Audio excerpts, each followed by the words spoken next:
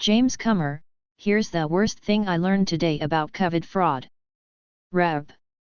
James Comer, pandemic spending will go down in history as the biggest theft of American tax dollars ever. Listen to this article. Midnight/5 o'clock. Beyond words. With their new majority, House Republicans have put oversight of pandemic relief at the top of their agenda, quickly advancing legislation to recover massive taxpayer losses due to fraud involving pandemic unemployment benefits. Expected on the House floor in the coming weeks, the legislation would provide a financial incentive for states to recover losses. But Democrats oppose that approach, instead favoring doling out more federal funds. Billions of dollars hang in the balance as Congress decides which approach to take. The pandemic and government shutdowns unleashed unprecedented demand for unemployment benefits starting in March 2020.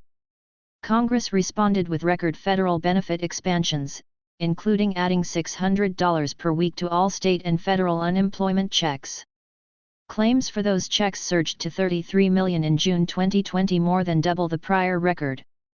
In all, nearly 1.6 billion weekly unemployment checks worth $900 billion were paid out through Labor Day 2021. Someone collecting just average benefits nationwide throughout that time could receive $46,000, not counting stimulus checks and other government benefits. Those huge payouts and serious weaknesses in federal program design attracted criminals intent on ripping off the system. A hearing by the House Ways and Means Committee last month reviewed the grim results. Dubbed the greatest theft of taxpayer dollars in history by Chairman Jason Smith, the hearing included testimony from the Inspector General of the U.S. Department of Labor, Larry Turner. Turner said the low-end estimate for unemployment benefit misspending during the pandemic is currently $191 billion, including both fraud and erroneous payments. A recent GA report conservatively estimates that losses to fraud alone total at least $60 billion. Both figures are sure to rise, and private sector experts estimate the taxpayer ripoff totals an astonishing $400 billion. Both state and federal benefits are paid out by state agencies. Democrats especially complain those agencies have been underfunded, and they are right. Since the 1990s, under both Republican and Democratic presidents and congressional majorities, real spending on administering unemployment benefits has fallen steadily. Those same state agencies now bear the responsibility and expense of recovering pandemic misspending.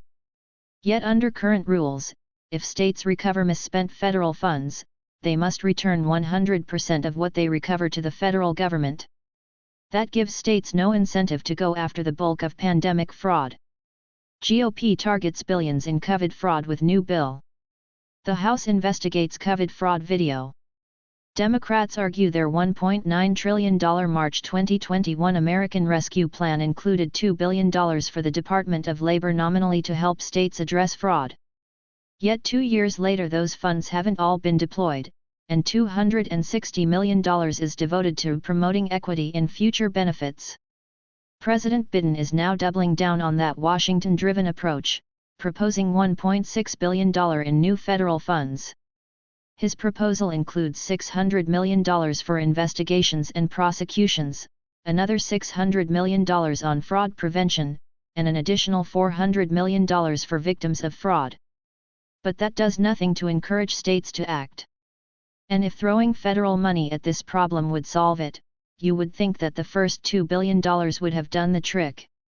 But so far that approach has yielded only pennies on the dollar in terms of recoveries. It's now over 18 months since federal pandemic benefits expired, yet only $5 billion of possibly $400 billion in misspending has been recovered. Republicans are proposing a markedly different approach. The House Ways and Means Committee recently approved H.R. 1163, the Protecting Taxpayers and Victims of Unemployment Fraud Act.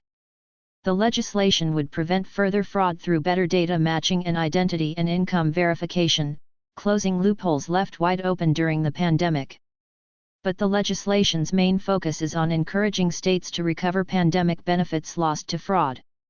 As the committee describes, the legislation allows states to retain 25% of fraudulent federal funds recovered, reversing current policies that offer states little incentive to pursue costly investigations and prosecutions involving federal funds.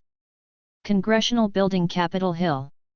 States would use their share of recovered funds to offset their costs, improve program integrity, and modernize the systems that left benefits vulnerable to fraud in the first place. Recognizing program misspending often exceeded 10% before the pandemic, the bill also allows states to devote 5% of future recoveries to those purposes. The clock is ticking on getting misspent pandemic funds back, so the stakes for this legislation are high. Congress should approve it quickly. Doing so promises a far better return for taxpayers than doing nothing, or just throwing more money at the current Washington-centric approach that so far has failed to recover tens, or possibly even hundreds, of billions of dollars lost to pandemic fraud.